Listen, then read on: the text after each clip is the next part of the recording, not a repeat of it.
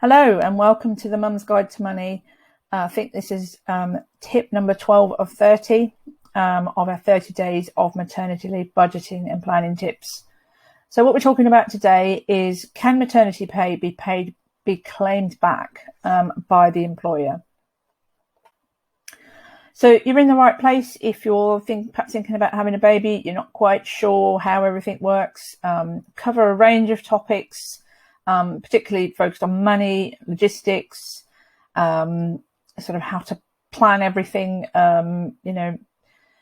Not a medical professional, so I'll never talk about medical stuff. I'd always get a guest in. So, but the sorts of things I cover are what people say to me is, "Oh, I wish I'd known that." No one tells you that stuff. That's really important. There's a whole myriad of health professionals around you when you have a baby, but no one sort of telling you this kind of stuff, the practical, how to do this, how to budget, how to make the most of your maternity pay. And I've been through it twice, so I've got plenty of battle scars to help you through.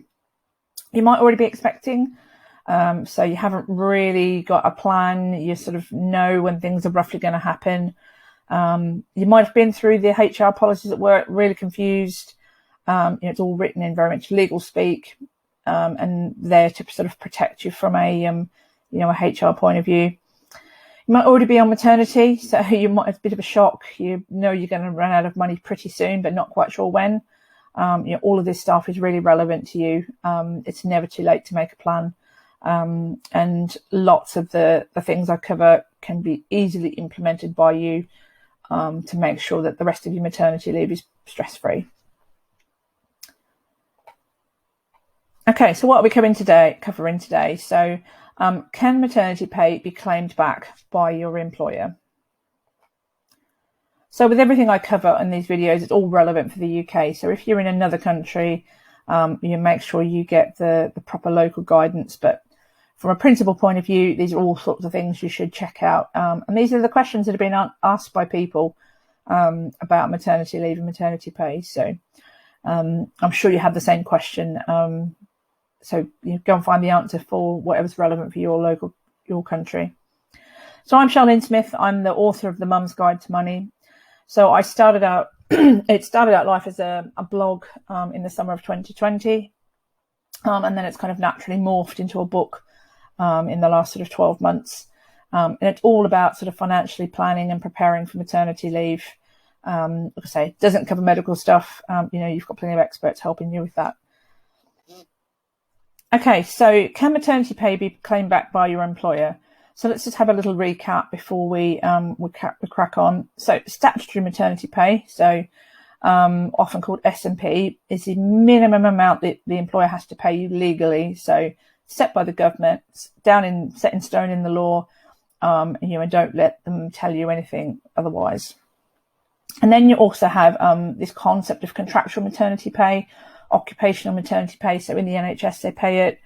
Some local authorities, other sort of ex-government organisations will pay, over and above what statutory maternity pay is. So just make sure that you understand if you're on that different arrangement, because I think lots of people who, if you work especially in a big organisation or you work in sort of some sort of government role, you probably don't realise that there's a whole world out there of women who are only getting statutory maternity pay. So do make sure that you are you understand you're in the right category. Okay, so can my employer get any help for my maternity pay? So they do get some assistance. So that statutory amount. So depending on the size of them, they could get around sort of 92%. So very random number. And they can claim that back. I think they claim it back through HMRC. If it's a really small business, then they can actually claim all of it back. And I think it's actually a little bit over and above. So especially if you work in a small business and they say, well, we don't pay maternity, say to them, well, you're not even out of pocket for it. So why don't you pay?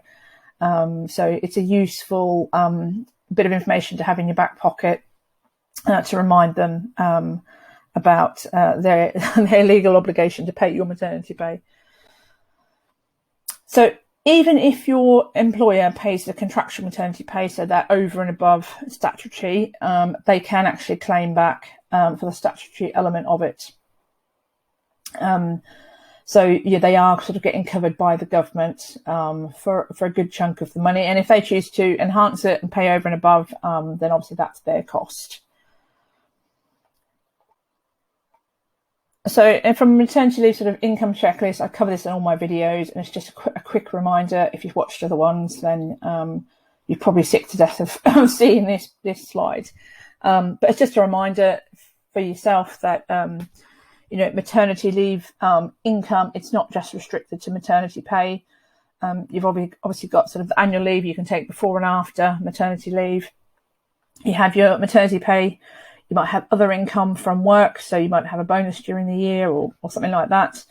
You've obviously got your paid keeping in touch days that you're entitled to. So remember those, up to 10 days that you can take.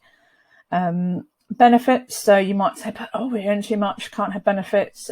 If you don't ask, you won't get. Even if it's only the child tax benefit, which is about 20 quid a week or something. Pay for your nappies, might pay for some clothes or whatever. Every bit helps, trust me, when you've got some kids. If you're in the position where you might be self-employed, unemployed, or you don't qualify for statutory maternity pay, obviously maternity allowance is your bag. So obviously if you're kind of feeling a bit, not entitled to maternity pay, maternity allowance is pretty much the same thing. It's just you claim it from somewhere else other than your employer. But obviously you can't get both. It's either one or the other. So that's been quite a short and sweet video. I hope it's been helpful. Like I say, it's just one of the many things that I cover in my book. So it is a real thing. Obviously you can get it from Amazon. So for sort of £5, you can get the Kindle version. Log on, download it today, and away you go. In a matter of hours, your maternity leave budget could be well underway. Once you've downloaded your copy or you've ordered a copy from Amazon, come back to the website because there's sort of 2 free things on there that I've got for you.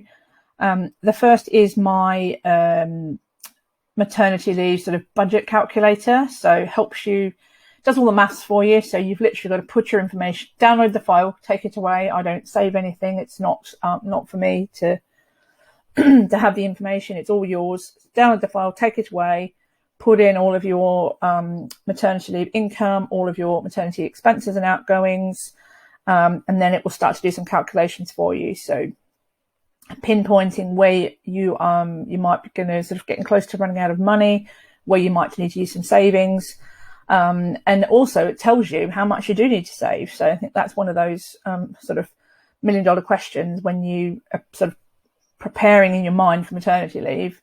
I know I've got to save money, but how much do I have to save? I don't know how much I have to save. Excuse me. So very useful information for you to have. And that's just a screenshot of some of the things that it sort of gives you at the end. So my favorite page in the calculator is showing you how the small changes that you make can sort of add up to those big savings that you're looking for. So if I don't buy a coffee every day, I don't buy my lunch every day, I don't buy a pair of shoes every week, or I save 10% on my shopping, or I go and sort of consolidate all my little sort of £5 here and there bank accounts into one. So all these little things that I can do, step by step, tiny little changes I can make to sort of add up to some big savings to help my maternity leave fund. And then my favourite thing is this baby here.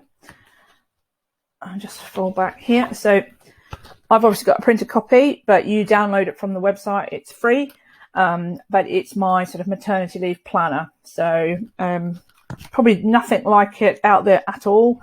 So full of all different things, lots of sort of journal-y type things, but also checklists, planners,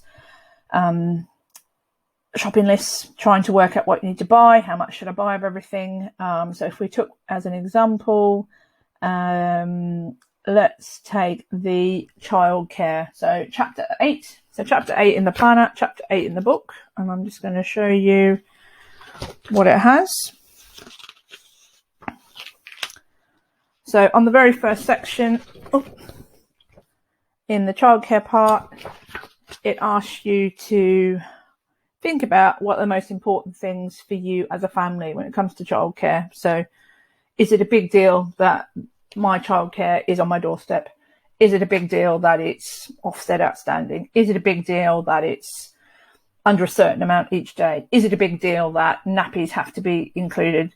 So if you can name all those things that are really important to you to start with, helps reduce a lot of that overwhelm when you're like, oh, it's a minefield, I don't know what to pick. And that's kind of just the start of the process on childcare. But it then goes on to sort of a things to do list. And it says, so research local childcare options, ask family and friends for recommendations, and you can tick it off when you've done it. Research tax-free childcare and check your eligibility. So it obviously doesn't hurt to find that information out pretty early.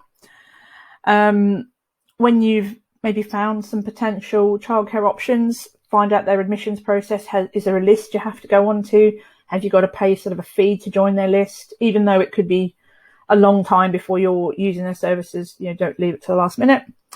And then obviously, checking what other plans you need to make for childcare when you return to work. Plenty of pages for you to sort of scribble and make notes on the bottom. But I think, I love this planner. It's one of my favourite things.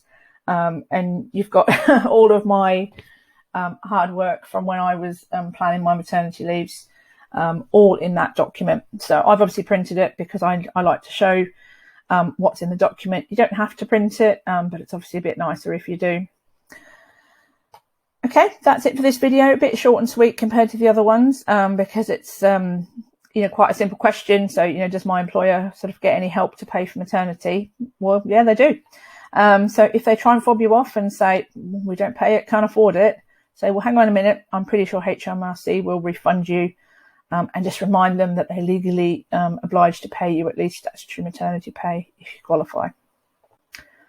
So that's all on this video. Thanks for watching. I hope it's been helpful. So be sure to come back for tip number 13 tomorrow.